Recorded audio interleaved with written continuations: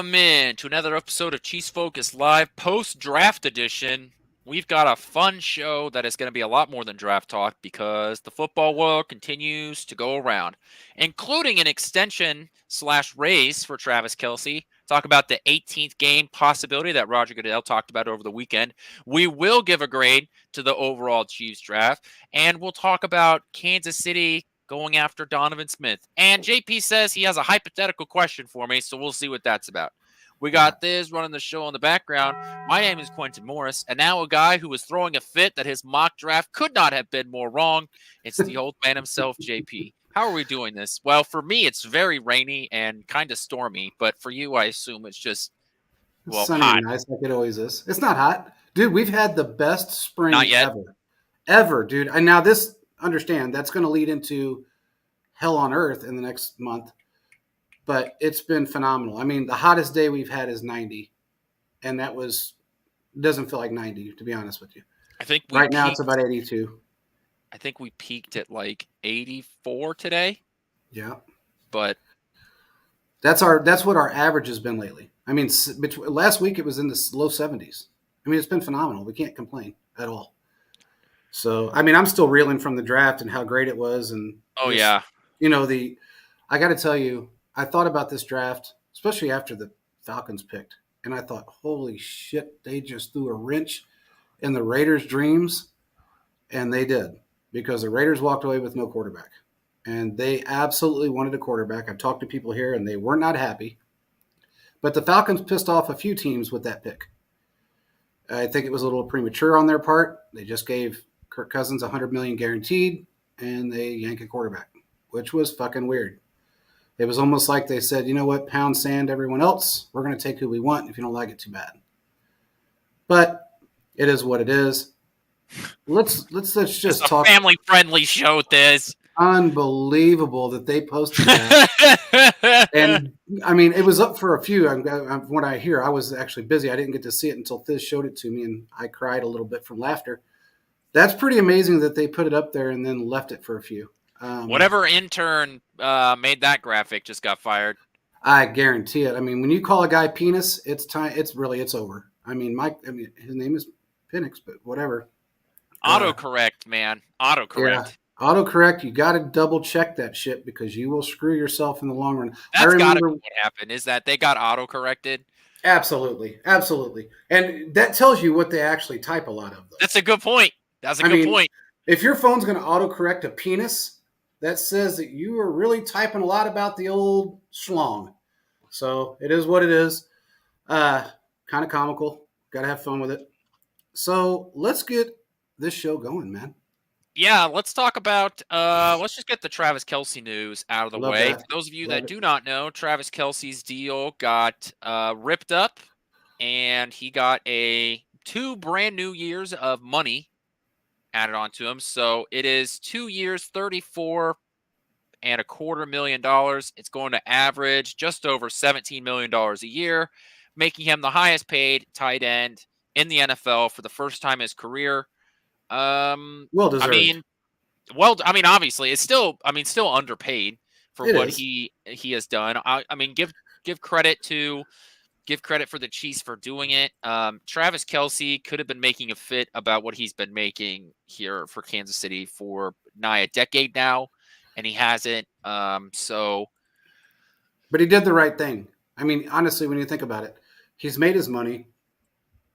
Everything that has led up to this point of him being a team player, if you really want to call it that, has led up to 3 Super Bowls, 4 appearances, and all the endorsements that he's getting and going to continue to get.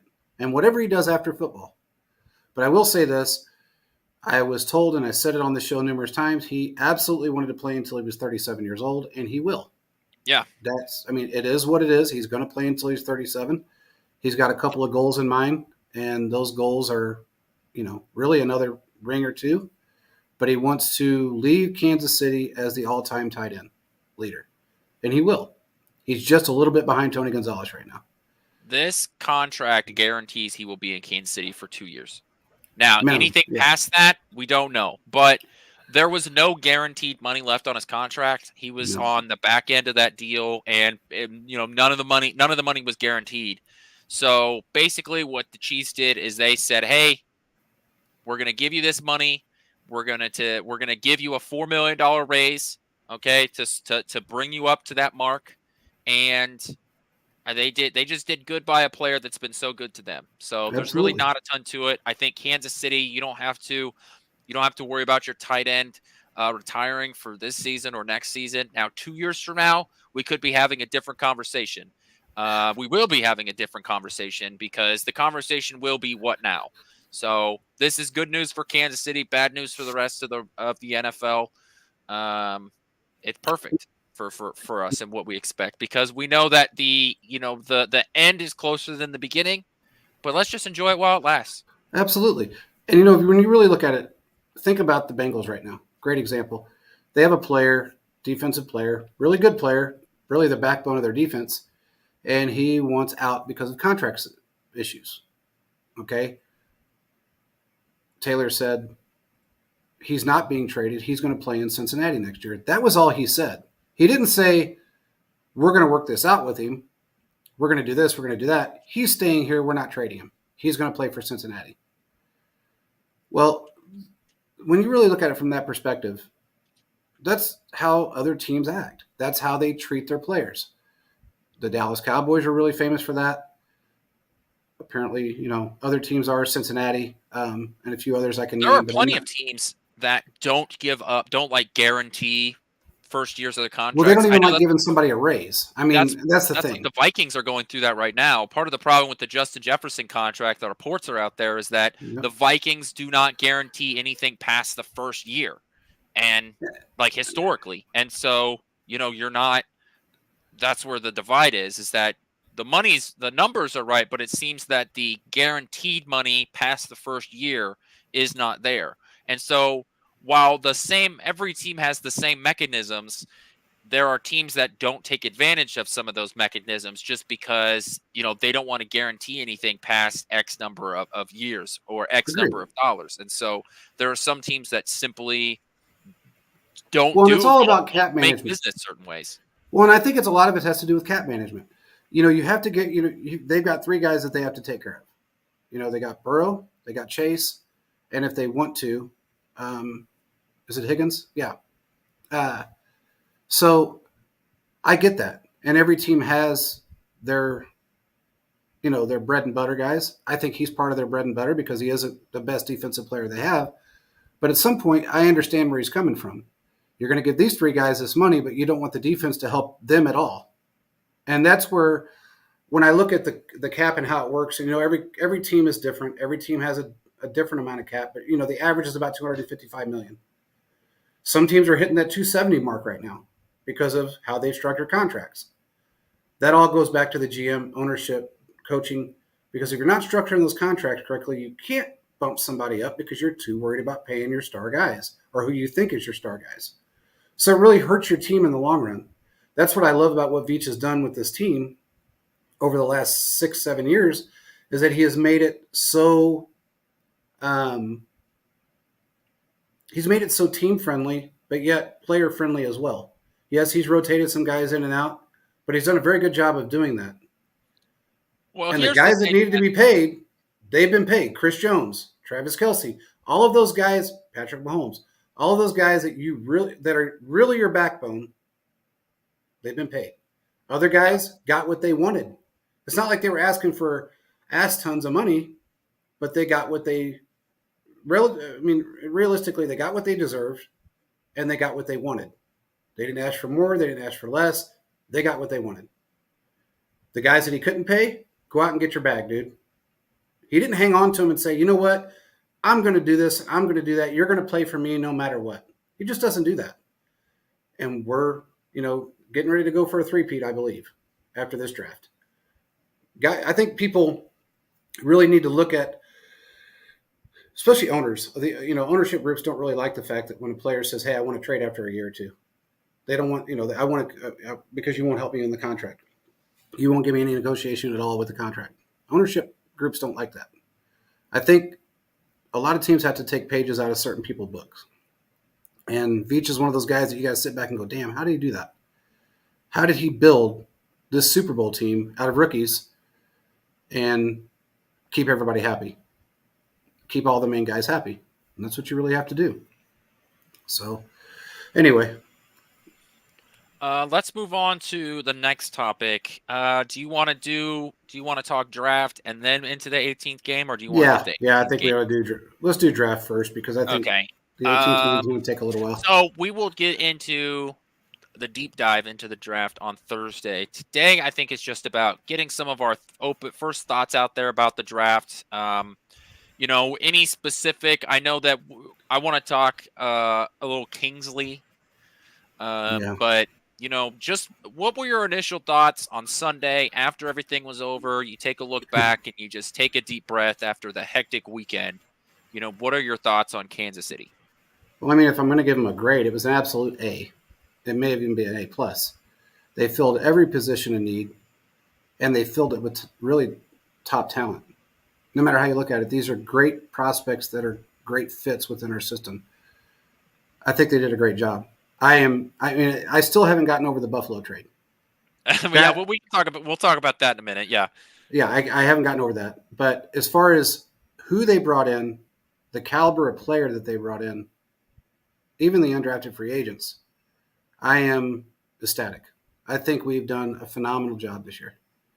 Again, not like we hadn't in the past, but this was a really good draft, again, by Veach and Andy. And, they protected Mahomes. They got a great running back. They've done so much and a lot of it was unexpected. I know none of us had, those guys number one on our draft boards, but they did it. I love the fact that they brought in the fastest player in the league to really, let's be honest, he's replacing what we lost in Tyreek Hill. That's what he's doing. So, and the fact that, the overtime rules have changed. I'm sorry, the Kickoff rule. the kickoff rule has changed. Now you got a guy that it's a lot easier to come from 65 yards than it is from 80. So, and with his speed and his burst, it's going to be insane this year, man. It's going to be crazy. What do you think? So the first two picks were perfect. I can't believe Kingsley fell that far. Yeah. I think that being able to pick him up, really any wide receiver you picked in the first round, I don't think you could really have a problem with it. Obviously, Worthy has, his size has been talked about it as an issue, but he did play big ball, big college football, right? He didn't come from a middle of nowhere. He played at Texas, so he Yeah. played solid defenses. So I'm not necessarily worried about his size. His speed is impressive. Obviously, anytime you break a record at the NFL Combine, that no matter what record it is, that's already impressive. Anytime Kansas City picks a defensive back, at this point, with what Veach has been able to do, you have to just say, okay. And I think the same we're for good. offensive linemen, right? Yep. Defensive back and offensive linemen, even if you don't know anything about them, or even if you're skeptical about them, like you were looking at different guys, and you're like, man, I don't know about him. The Kansas City Chiefs picked him. So you have to feel confident that they're going to come out and be at least somewhat contributors, or have the potential to be contributors. Whether that's, you pick a guy in the 5th round and he's just your swing tackle, or he's your next Nick Allegretti, right? He's your next sort of backup guy that can fill in. You have to feel confident about that just because of the history that Kansas City has there. The only thing that I really am disappointed in, and I use disappointed very lightly, I would have liked to have seen them get a linebacker. Just because to sort of be that year ahead. I do think that linebacking, the linebacker core seems a little thin to me. And I wanted to have a running back picked later in the draft, just so they could have that guy. I don't really want to depend on Clyde all that much. You're not going to. But you're not going to. Who they got? I'm telling you, Quentin, go look at this kid's film. Go look at his film. Yeah, the undrafted, that was the point they've got like 6 undrafted free agent running backs. Yeah. So I can't really complain about them not drafting a running back, because there's a good chance that one of those guys turns out to be, sort of the diamond in the rough. I don't think that I don't remember who it was in the comments. Someone said that this is the best draft that they think that Kansas City has had under Veach. I don't think so. I think that, when you got when you got Creed and all those guys in the same draft. I think that has to be one of the guys. But I think you hit home run balls with the first 2 picks. And I think they hit home run a little further than that. I do. I think they've hit. I think they did a phenomenal job of hitting, and I agree with you. I think that as far as a linebacker is concerned, I mean, I understand they've got depth. They could have used one more, but I think they're banking on the fact that they can fill that position next year. yeah, which you know what, Kansas City went into the draft. They needed 2 things. They needed 2 things: a wide receiver and a tackle, and they walked away with that. They walked Yep. away with top talent at both of those positions. Now we'll see what happens, right? I know Kansas City, like Andy Reid, has a history of not playing rookies at the tackle position. So we'll see what the decision is with that. But Andy Reid is also not like an old curmudgeon who won't change his ways. In fact, He's Andy already Reid changed his ways. Andy Reid is one of the few older people in the world that is willing to change their ways. So maybe Kingsley comes in and is able to be the starting left tackle for Kansas City. Who knows? I think that the first 2 picks were you went into the store and you needed milk and bread.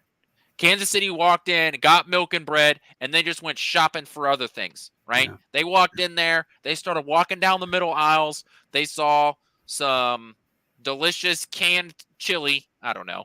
And they just started picking up random stuff. They saw the nice pumpkin pie over in the bakery section, and they picked it up. And So it was Kansas fresh. City got what they needed, and then they sort of filled some holes and looked to the future with some of their other picks. So I don't see how you could have a problem with the overall draft. If I were to give it a letter grade, I'd probably give it a solid B plus, maybe an A minus, right? Because the linebacker thing keeps me from moving it up all the way into the A slot. But in no way am I upset with how Kansas City worked this draft out.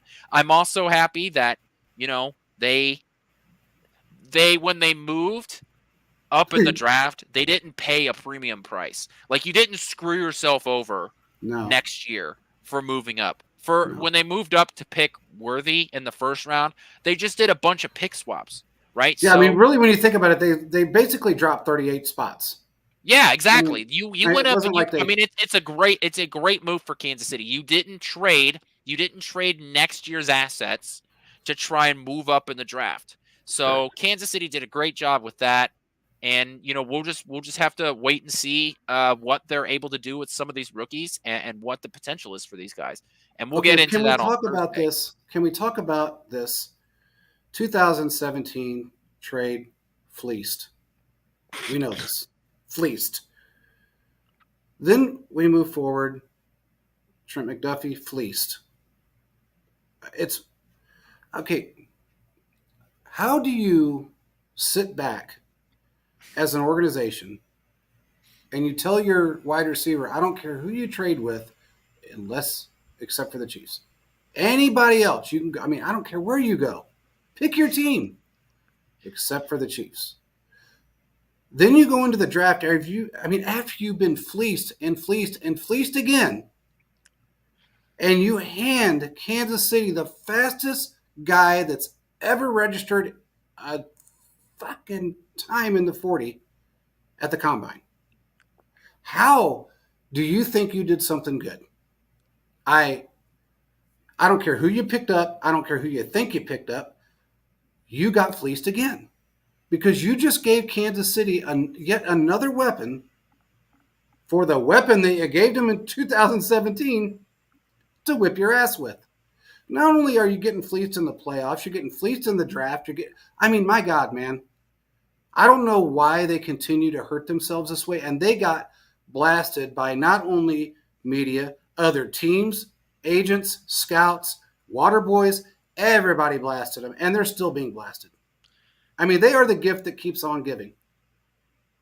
I don't care how you look at it. I'll That's who say they are. this. You're turning me into a Bills defender, but That's sickening. Stop it right now. hypothetically, and this is a sad world that I would live in. Hypothetically, if I'm a Bills fan, like not even a Bills fan, if we're just looking at the process, right? If this was really the best offer that you got, right? then I don't care who you're trading with, right? Like, In a normal if that world, is yeah. truly the best offer that you got, my problem is that I don't like the fact that you're just moving, you're kind of just moving things around and you're really only gaining one round, right? Because they got that 95th pick. And I Yeah. guess according to the reporting that the Bills didn't have a third round pick and they really wanted to be in the third round. So Hmm. they really valued that 95th pick. So for them, it was the best deal because they really wanted to be in the third round. And who did they I get in the don't third round, by the way? I don't necessarily because they got the 95th pick. I know. Who was that player?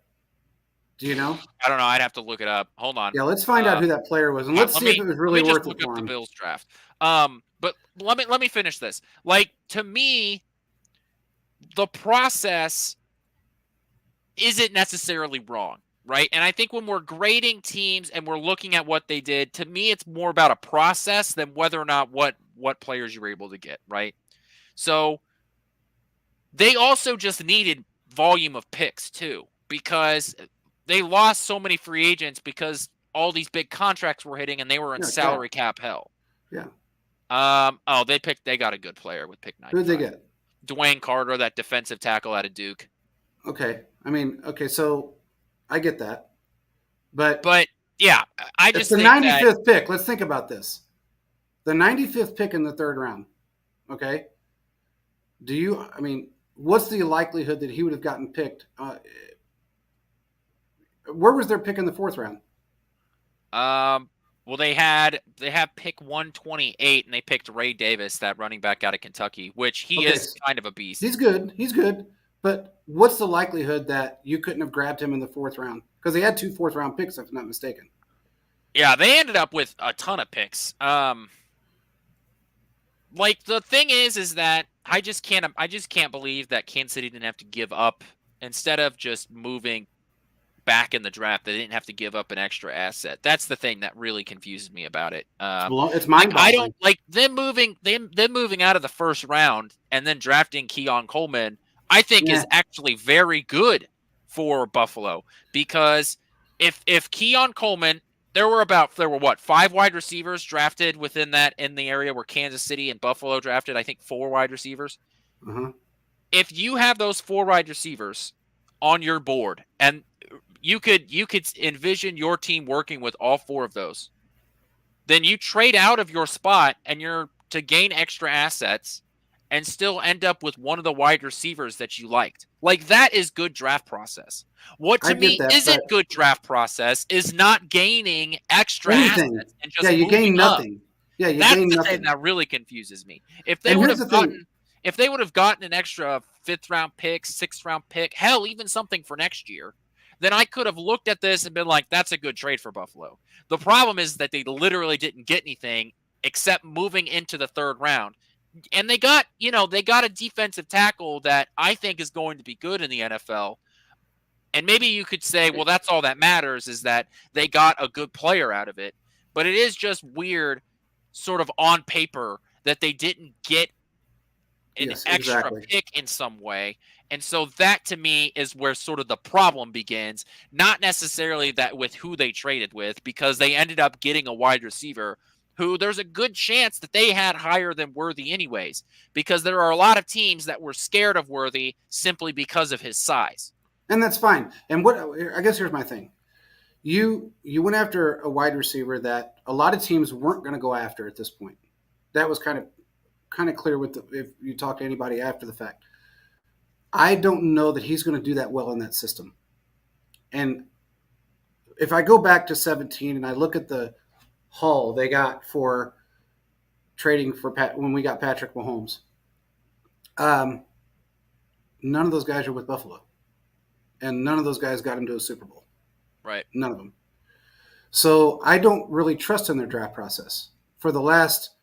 I mean, other than Josh Allen, which still hasn't gotten him to a Super Bowl, AFC Championship game, that's great, lost him, but their draft process hasn't been that great. So when you sit back and you're the Buffalo Bills and you say, well, have we done really good over the last 6-7 years, or have we gotten rid of everybody we pulled, not only out of the first and second round, but the third and fourth round, because nobody's here. They buried themselves in contracts, and some of those guys that really, some of them couldn't even touch the field because of injuries. They feel like, I guess I would look at it from a different standpoint, and I would say, man, maybe I need to look at how other teams are doing this, because apparently we're not doing it right. Right. We don't have the players anymore. We were just buried in cap hell. We had to dump half those players because of the cap hell or the fact that they were injured. So now let me make a trade with Kansas City, not gain any real value out of it, and pick up a wide receiver because he reminds me of Diggs. I don't know, man. I would say that just my final thoughts on it. Trading with Kansas City isn't necessarily a bad thing. That part of the process I get. Trading out of the first round to draft a wide receiver when you probably had 3 or 4 wide receivers pretty even on your board. Also not bad draft process. The actual trade itself is where I start to have the problem with it. And as a Chiefs fan, I'm like, that's a hell of a deal. Thank you. It is. Which means for Bills, it has to be a problem. But we can move on. We can move on to another thing. If let's talk about this really quick. Let's talk about the Raiders. Okay. Now I've talked to I'm here and I talked to a lot of people here, and they were not happy that they didn't get a quarterback. They were not happy. Now, when you talk to people that have talked to other than AP, of course, they're not happy simply because they were very lax in the first half of the draft. The excuse they came up with, which no team has actually confirmed this yet, is that they tried to trade up and nobody would trade up with them. Well, not one team has confirmed that. No one's confirmed that. But, and from what I understand, they didn't try to trade up. They assumed that they were going to grab Bo Nix or somebody at 13. Penix, somebody. They were going to get him at 13. Assumptions will kill you. And that is where Telesco and AP are weak. Because you ended up you're wasting a kid's career that could be a very dominant tight end with another football team because you relaxed and didn't grab a quarterback. You just drafted a tight end last year. You just got one. Anybody remember his name? Michael Mayer? He is a bum. He's an absolute bum. So you went and got a tight end last year, and now you grab another tight end that I really like. I think he's a great tight end. I think he's going to do well, or he would have done well in this league. But yet you have no one to throw it to him. You got two. First of all, how dare you insult the shoe like that? I'm sorry, but I have to say it like it is. That was, in my opinion, the first round for the Raiders was an absolute failure. No. Not only did they fail, it was. I don't care that they got Brock Bowers. That makes it more of an F. Because you just took a kid that could potentially start and be a star with a team that has a quarterback and a coach that's offensive-minded to any level, and you put him on the bench, and he's probably going to look like shit for a couple of years. And I think that's wrong to do, simply because you couldn't grab a quarterback. So let's just pick the best available player at that point. You could have went after anybody in the first round, or that was a first-round projection of a position of need, but you took a tight end from another team that he could have thrived in. And I think that's wrong.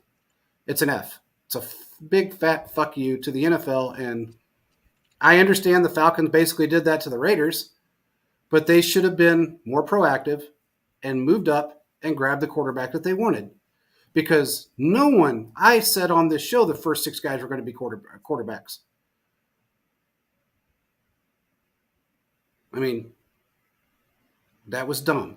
Yeah, I think the Falcons really screwed a whole bunch. Well, there was a lot of pissed off people in the league, Quentin. Yeah. Everybody I've talked to from the end of that draft on said that owners were sideways, GMs were sideways. They were not happy with what the Falcons did. This kid, and look, the answer that the Falcons GM and owner gave was sickening. Well, it's a win-win for us. He may have to sit 4 or 5 years. It's ridiculous. What kind of person does that to a kid that Yeah, who's already almost able to claim Social Security, in NFL stage. The guy's already, what, he's 25 24 years years old. old? He's He'll going to be turn 25 real 25. quick. Yeah, he'll turn Yeah. 25 before the season starts. Yeah. So by the time he finishes his 4-year contract, his rookie contract, he'll be 29 years old. Yeah. If they put the 5th-year option on him, if they claim his 5th-year option, which they should, because hypothetically, by that point, he's played only a year or may not have played at all. So you put the 5th-year option on him, he'll be 30 before he's able to sign his second contract in the NFL. And the Falcons can tag him twice. So he'll be 32 before he becomes a free agent, an unrestricted free agent, which means that he'll get one contract in the NFL, one second Exactly. contract in the NFL. And let's just take this a step further. That's only if he has any film to go off of. Because if they actually make him sit and if Kirk Cousins says, well, you know what, I'm good. I know I got this 2-year deal, but I want to retire when I'm 40, when I'm 41. And he plays the next 4 or 5 years. This kid's not going to have any film. We're going to get maybe one preseason game. And, if they somehow make it to a playoff but prior to the week 17 or week 18, then he might get a little bit of the time to play then. But other than that, he's not going to have any film. And that's just wrong, man. It is one of the weirdest things in the draft is that I can remember because they had the pick of the crop of whatever defensive player they wanted. Absolutely. Sitting at 8 for the first time I can remember, they had the pick of whatever defensive player they want. In a very good pass rush, premium defensive player draft. There were some really good corners on the board. There's some great pass rushers on the board. You could have had whoever the hell you wanted. And you drafted a quarterback that I'm not sure is going to be good at the NFL level. Hell, I'm not sure he could stay healthy at the NFL level. Yeah. And you went ahead and picked him up. That is why the Atlanta Falcons are a poverty franchise. Yep. They are a poverty franchise. That is a poverty franchise decision. It's like the fucking Bears selecting a punter in the 4th round. Yeah, that poverty was fucking weird. Decision. Weird. You can tell the kind of organizations have existed all by in the draft. NFL all based by the draft. on how they go about their draft process. Yep. The Falcons drafting Penix at 8 is a poverty franchise decision because it is the general manager trying to buy some time for his career. Because if Kirk Cousins is there for 2 years and he's bad to mediocre, he can always say to the owner of the team, "Hey, give me some time to build a team around." You remember when I drafted this guy when everybody said I was wrong? Yeah, exactly. He's just it is 100% hedging your bet. It is a decision that the GM made to try and help him save his job in the decision, or if Kirk Cousins doesn't work out, or when Kirk Cousins leaves in 2 years because the first 2 years of his contract are guaranteed, they're able to cut him, move on from Cousins, and they're able to bring up this rookie. And if the rookie sucks, or at this point the 2-year NFL vet sucks, you can buy yourself some time because you'd be like, hey, he's still kind of like a rookie, right? He hasn't played that much. I need a couple years to build a team around him. Exactly. That NFL GM has bought himself 4 years on the job. That's what he's done. Yeah. Well, and the owner's too stupid to see through that. Poverty franchise. Josh McDaniels tried to pull that same shit. He really did. He tried to pull the same thing with the Derek Carr situation. His whole thing was, I got this kid sitting here. He's a lot like Brady. I'm just telling you, he's a lot like Brady. Give me a year to work with him. He didn't get through 6 games. So at least I don't have a lot of good things to say about Mark Davis because he's really not a football guy. But at least he listened to the fans and listened to everyone else that was screaming in his ear, get rid of this fucking bum. And that's what he did. I don't know if he did a great thing by keeping AP or not. We'll find out. This year doesn't look like it's going to be. Wrong. It was a terrible move. Poverty franchise. Shitty GM. I'm blown away that happened. But again, with the Raiders, I think they made some major mistakes in this Yeah. draft. So one thing I was kind of hoping for is that we had a little bit of competition in the AFC West, and it doesn't look like we're gonna. Maybe the Broncos a little bit because they did grab a quarterback. Yeah. We don't can know. talk about the rest of the AFC West. We can do a little Excuse me. AFC West expansion on Thursday. Absolutely. Absolutely. Let's talk about what Roger Goodell said on the Pat McAfee show. Yes. Over the weekend. I don't remember what day it was. He talked about the 18th game, the addition, trying to add another NFL game onto to the end of the season. Look, we knew this was coming. We knew this was the plan all along. This is his quote. He talks about, I'm not a fan of the preseason, and I don't think the guys like it either. We don't get paid. Why would you be? The reality is I like to replace a preseason game with the regular season game any day. I'm just picking quality.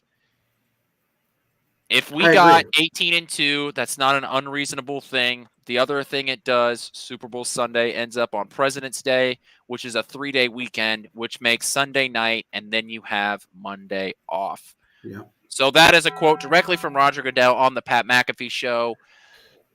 It is crazy to me, and I've got maybe a controversial take on this. I don't know.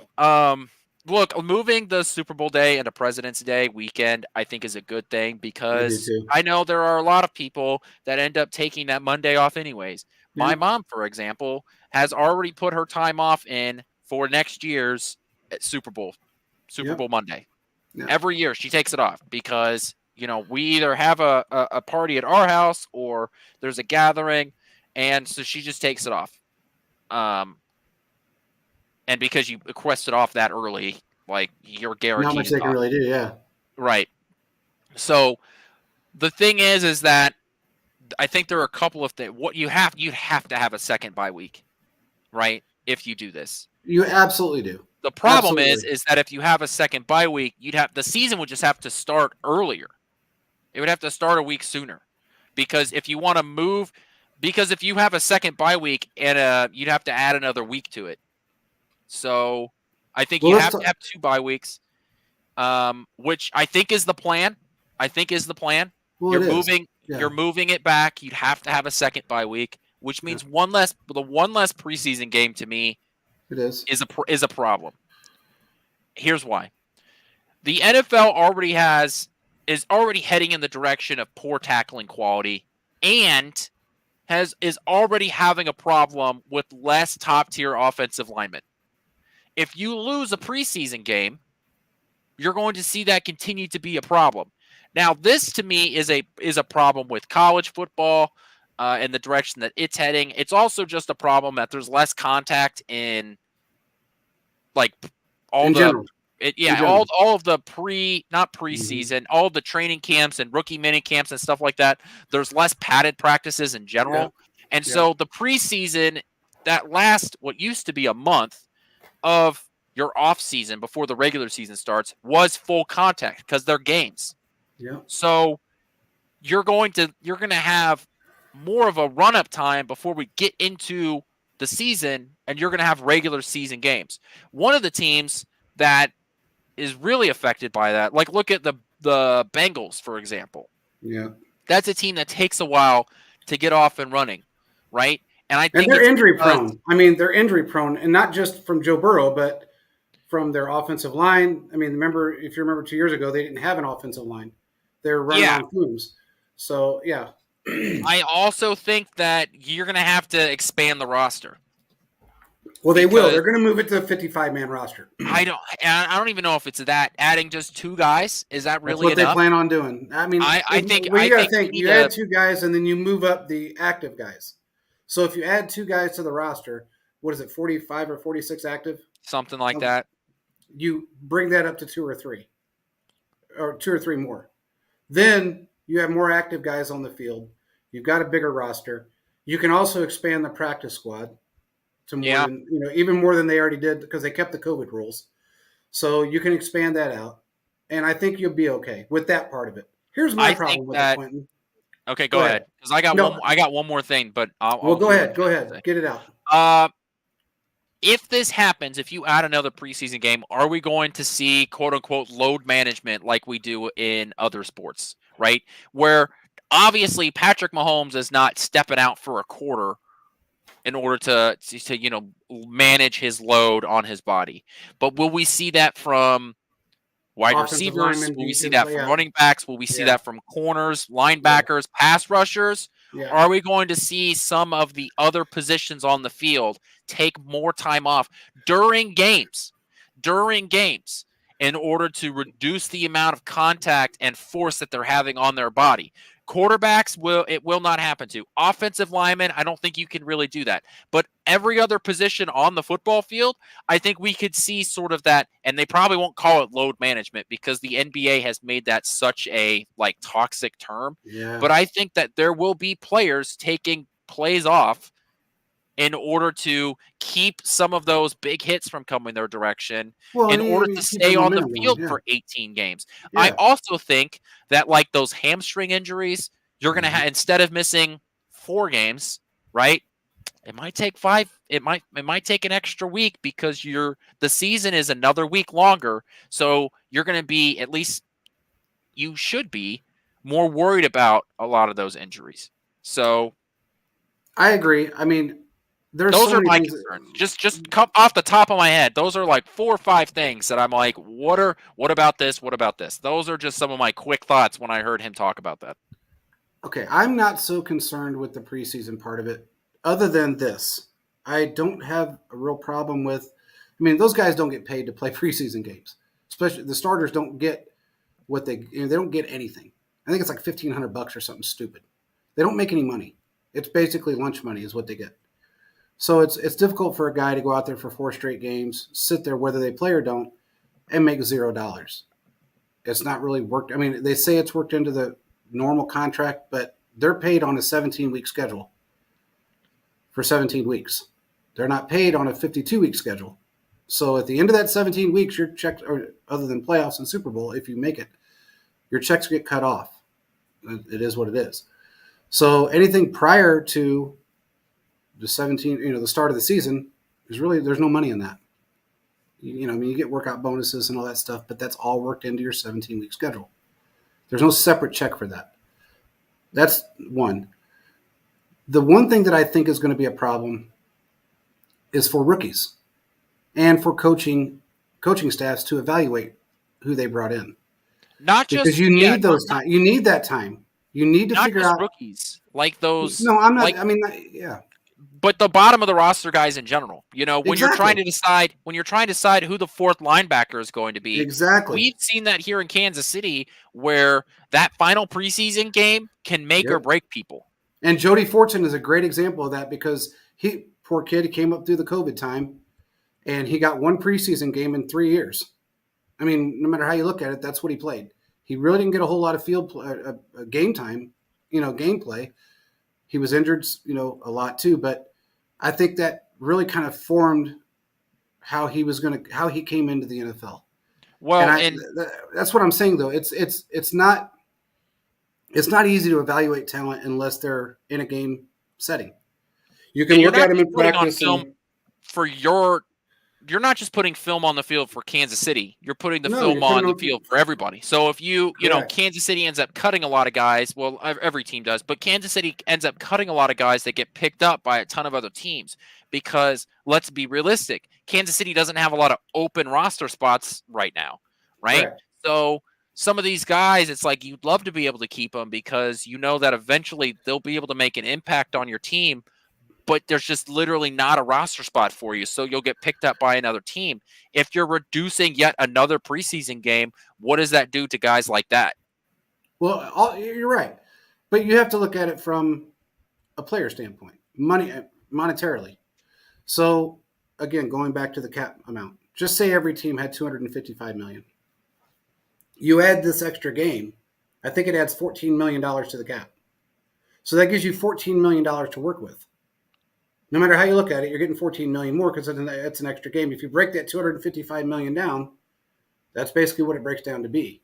So, because you got 78 players at 255 million, it's about 14 million.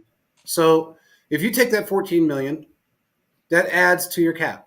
Then that not only can it help you structure contracts, but it can also help you bring in a free agent or extend someone, whatever you want to do. It will help you with that from that aspect. So I think the players would probably say, okay, one less preseason game to get maybe a potential $14 million more to work with, whether it goes in my pocket, his pocket, or a free agent's pocket to help our team win the Super Bowl or get to the playoffs. I'm okay with that. It's not going to hurt the ownership any. It's going to definitely help them because that's more revenue in their pocket. An extra week is an extra week of airtime and everything else. It's Network an money. extra, it's an extra charge you can give to the TV bills. Correct. So, and let's just be honest. I mean, Fox, CBS, they're not going to be the only guys bidding on these teams. And we've got a conglomerate of streaming apps that are out there paying big money for these games. One game, Right. just one game. Yeah. So you can imagine what it's going to be like on an 18-week schedule because then it's going to get spread out a little bit more. You've got not only that, you've got, we're spreading out all over the world. They're talking about friggin' Rio de Janeiro and all these other places they want to go to play football games. So Brazil and all this stuff. So it's just it's a bump in revenue for the NFL. It's a bump for the teams. It's actually a bump for the players. What the detriment is for the young guys, bottom of the barrel guys, rookies, whoever it may be, and the coaching staff trying to evaluate that talent in such a short period of time of game time play. You can't bring all 78 guys out or however many you're going to say in that you want to really work out. Say if it's 25 guys, you can't, or 30 guys, you can't really bring all those guys out in one game and get a good grasp of what their talent's going to be like, how they're going to withstand a hit.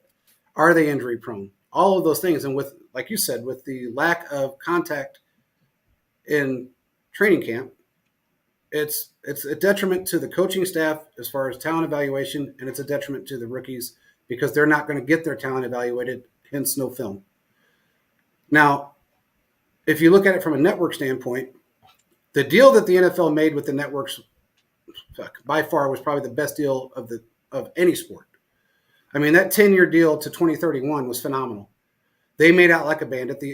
Billions and billions and billions of dollars going to the NFL's pocket. And it was very friendly for the NFL. The crazy thing is that most people thought this was going to happen, this 18-week schedule, because they talked about it during COVID, that it was going to happen in 2023. Then it went to 2024. Well, they knew they couldn't move that quick because to get with this network deal that they have, this 10-year deal, they would have to work that out with everyone. And Right. That just wasn't going to happen that quick. Now they're talking about 12 to 18 months, and they could have this deal in place. And the networks are apparently on board with this. You got Amazon, Peacock, CBS, ABC, Fox. Everybody's starting to fall on board with this because it's more revenue in their pocket as well. Oh, they know the NFL is absolutely. the highest, so that's just my The thoughts on it. collective bargaining agreement for the NFL ends March 2030. So that's when the NFL would have to ask for this. However, the NFLPA could agree to this sooner. Way sooner. If I'm the NFLPA and if I'm trying to agree to if they want this sooner, they're going to have to give up some big concessions. And it's, whether it's you shift the revenue splitting. Right now it's 51-41 in favor of the owners, which means all the players get 49% of it divided out over the salary cap, where the 32 owners get the 51% divided among them. If I'm them, if I'm the NFLPA and the representatives, the NFL is going to have to give a lot up in order. Well, they're not going to give up, and they're not going to give up their majority share. That's not going to happen. No, they may give up a half a percent. It's still the majority share. It's just that you just give up. The owners are still the owners, but you make it like the revenue sharing. You split up the revenue sharing because the owners would still. You're dividing it amongst such a smaller pool. If they do that though, Quentin, think about it from this perspective. There's so many cheap owners out there that don't really treat their players very well anyway, even though they're the majority owner of the revenue share. Can you imagine if they lost some of that? They would really be dicks. Yeah, but they wouldn't. I mean, they would still be gaining money because in adding the extra game and the addition to the TV contract, you would still be making more money, Yeah, but I almost think if you and give you up, would be making more money now. yeah, You but they know, don't look at it like a that. dollar today is worth more than a dollar tomorrow. I agree, but they don't look at it that way. They look at overall what they want to be the overall king.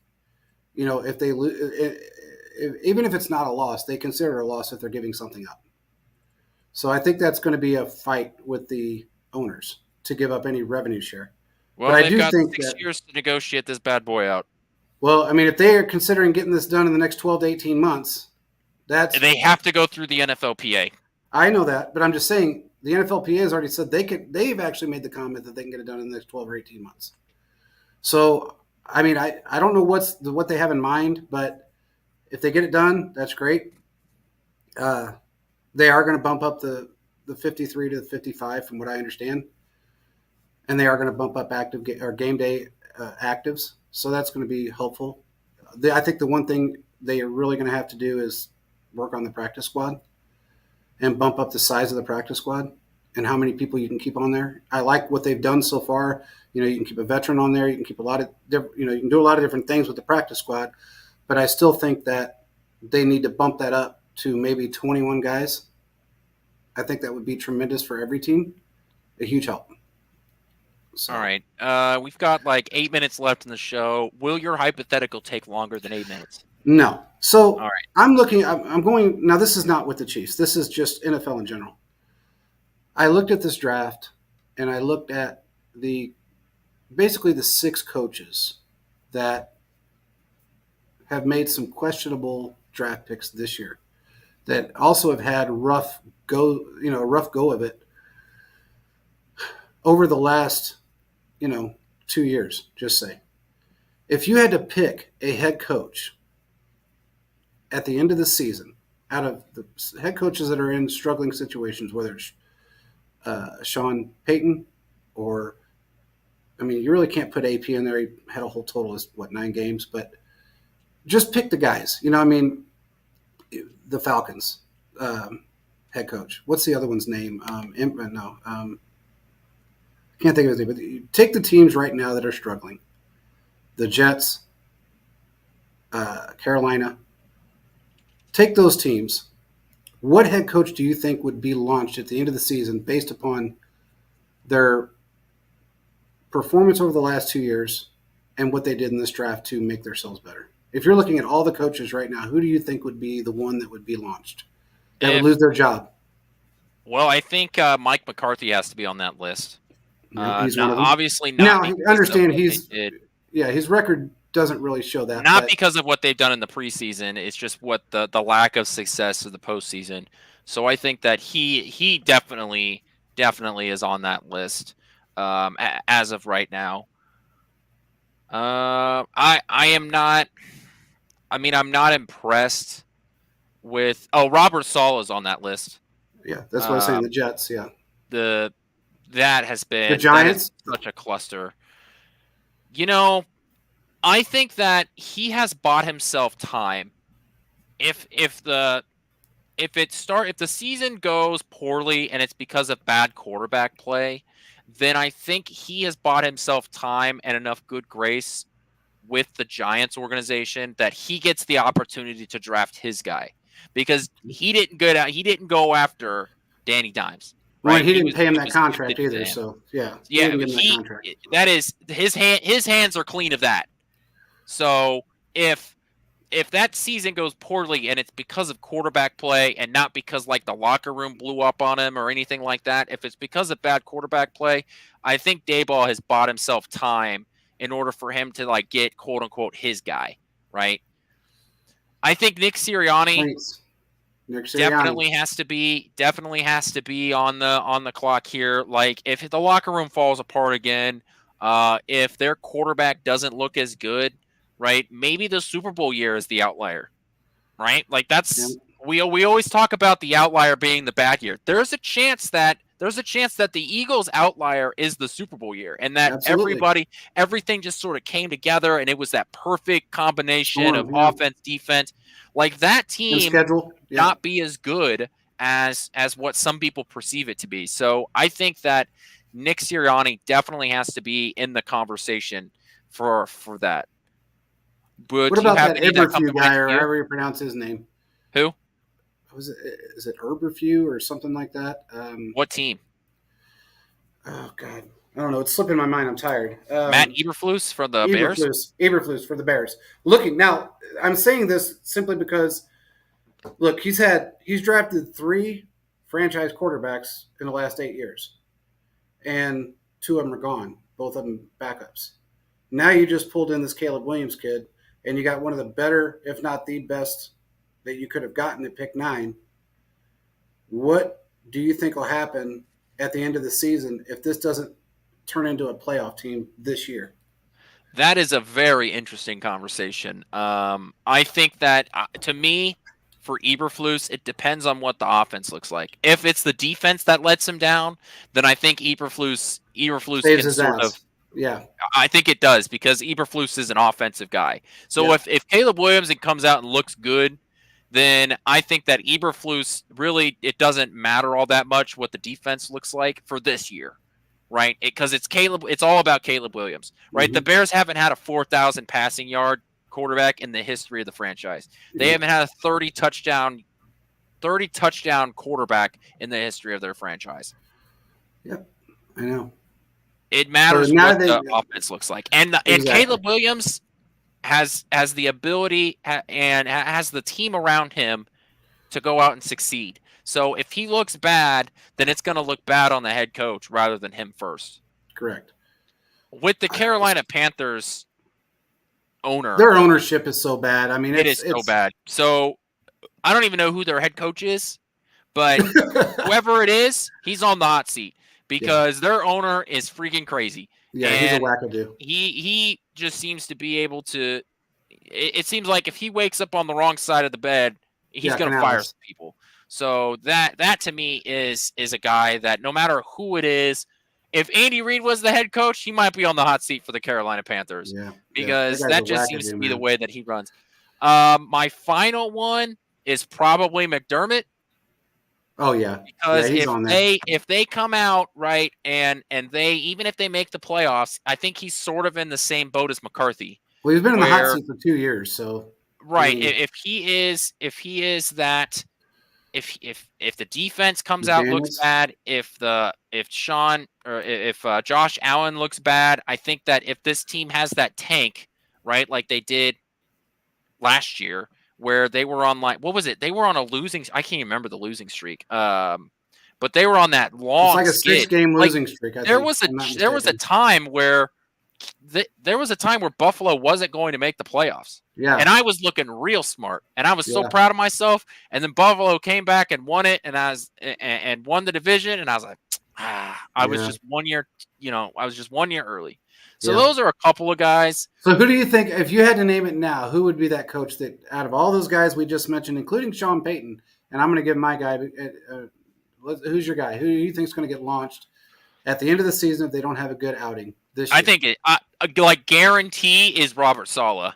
Yeah, yeah, guaranteed. I think that's definitely. I think Robert Saleh is 100%. I think that's it. I don't think that. I don't think the Dolphins. I don't think the Dolphins I, are losing there. I don't know who put that in the chat. It went away too quickly. I think Mike McDaniel has have. he's liked, and Yeah, that's huge. But it I do really. Yeah, agree that he could be. Look, man, he's the one that decided to stick with Tua.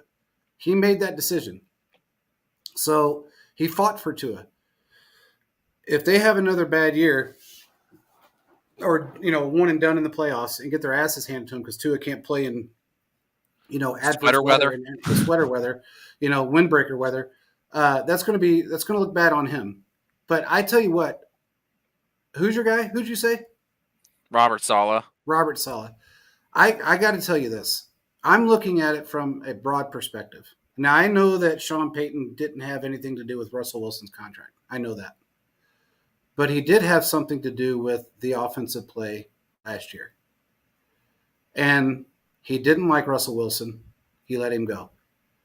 If he has a bad season this year, and I'm talking about really bad season, I'm not talking. He doesn't really have to make it to. Maybe he may not have to make it to the playoffs. but he can't lose 8-9 games. If he does, I think he's out.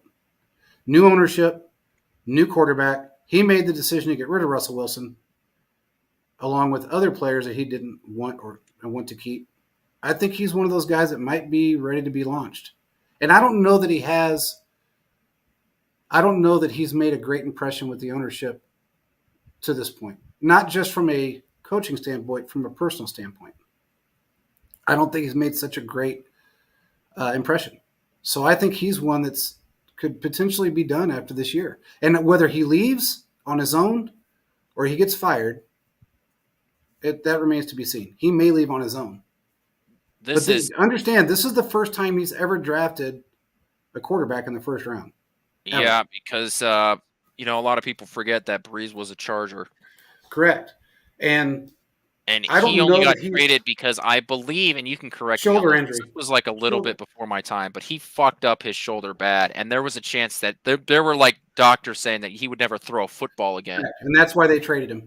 And he did really good prior to that. But when that shoulder got hurt, he beat us. I was there. Yeah, and that's how the Chargers were able to draft Eli Manning and ship him off for Phillip Rivers. Correct. Because Eli Manning said that he wouldn't play for a dysfunctional franchise like the Chargers. Yeah, he did. And I think a lot of guys need to take that Eli Manning page sometimes, because I saw a couple guys in the draft that look really fucking pissed off that they were drafted by who they were drafted by. And I don't blame them. But regardless, I just wanted to get your opinion, because I have a feeling McDermott and Peyton are the two guys that I think probably have the biggest weight on their shoulders and so much to prove compared to everyone else. Peyton's supposed to be this, second coming of Jesus when it comes to head coaches, and McDermott has just fucked up everything since he's been there in 2017. That was his first year as a head coach, and he's not gotten any better. You know what's crazy? You can continue, because I got one final point. No, I'm done. Since 2020 and onward, 75% of the head coaches in the NFL have been hired. Yeah. Isn't there are only 8 head coaches that were hired in 2019 or earlier, and two of those coaches were hired in 2019 with Matt LaFleur and Zach Taylor. That's Everybody else has been in 2020 or later. The NFL truly is the not-for-long league. It really is. There's one little stat that I wanted to give you, because everybody's been talking up the Ravens draft and how great they did and this and that and the other. I want you to understand something. Do you know, since 2000, let me make sure I phrase this correctly, because it's going to come out different, or it may come out in a way that you may not understand, or you probably will. But since 2000, they have drafted 6 first-round wide receivers. 6. Now, I know that doesn't. Oh, the Ravens? The Ravens. Out of those 6, none have gotten a second contract. None. Kind of gives you an idea how great they are at drafting wide receivers, huh? I mean, it may not seem like a lot, but 6 wide receivers in the first round is a lot. And for you to have 6 wide receivers, no, I take that back. 1 has gotten an extension. 1. And that was what's-his-face that just got one. It isn't finished yet, but he just got one. Right. Now, we don't know what will happen with Flowers. I see Joe put up Flowers. Maybe. Really depends on how he does. But they haven't had a great track record with wide receivers. None of them blew the door. I mean, Hollywood Brown. He was probably their best wide receiver pick since 2000. Yeah, and he wanted to get out. That's why he wanted out, and the Cardinals is because he didn't want to be there because of the run first mentality that they had. Yep. So, I mean, it just shows you that there are some teams that are just better at drafting certain positions. Like you talk about wide receivers, the Steelers are amazing at drafting wide receivers and centers. Like the last 2 centers they've drafted in the first round are future Hall of Famers with Mike Pouncey. That's like Kansas City. It just seems really good at finding defensive backs and line and offensive linemen. Like it's just. And really linebackers. I mean, they've been really good with their linebackers over the last. Each team each good team, I should say, sort of has like that one position that their regional scout is just really good at finding. And see, that's what I look at, like the Bengals. They finally got a quarterback that's competent. They've been really good over the last really 3 years, I guess you could say, of drafting really quality wide receivers. Now, they did have Chad Johnson. He was a quality wide receiver. But that's been their forte as wide receivers. Everything else has been gone by the wayside because they've never gotten anywhere. But we know that they can draft wide receivers. That's the one thing they can do. We know that. So you look at the Chargers, they've had quality wide receivers, but everything else has fallen apart for them. I just thought that was a crazy stat. And I thought, wow. I mean, 6 first-round wide receivers and 1 just now got an extension. It's insane, man. I mean, it's like the fact that in their history, Kansas City has traded with the 49ers for 4 different quarterbacks. Yep. And in the 90s, it was like 3 quarterbacks in the 90s. Yeah. So there's what, 5? So that means there's five former 49ers quarterbacks. Started with Joe Montana. Kansas City. Yeah, started with Joe Montana. Yeah, just moved on from there. Montana, was it Gerbach? Yep. Bono. I know there's another. There's another one in there. Steve Bono. Yeah. And was DeBerg a 49er? No. He was with Tampa Bay, and I don't remember who else, but I don't think he was a 49er. If he was, it was like at a backup position or something. He wasn't and Alex Smith. But that Obviously was Smith, yeah. Yeah. There was another one in the 90s that we got. Elvis Gerbach. Elvis Gerbach is one of them. Yeah. Bono was another one. Montana. And was it Rich Gannon? Rich Gannon came. Where did he come from? He went to the Raiders, but where did he come from? I don't remember. DeBerg was a 49er. Yeah, he was. DeBerg was a 49er, but he wasn't a long-term starter, was he? I mean, when he got to us, he was 141 years old. Yeah, he was like 141 years old when he came to Kansas City. I swear to God, we'd sit in the practices and he'd be sitting on the grass, dude, smoking a cigarette. So it was Montana, Bono, DeBerg, Gerbach, and Alex Smith. Yeah, that's crazy to get 5 quarterbacks. Just one of those. That's just one of those weird NFL things. That Kansas City has had more starting quarterbacks that were former 49ers than they have drafted themselves. That's right.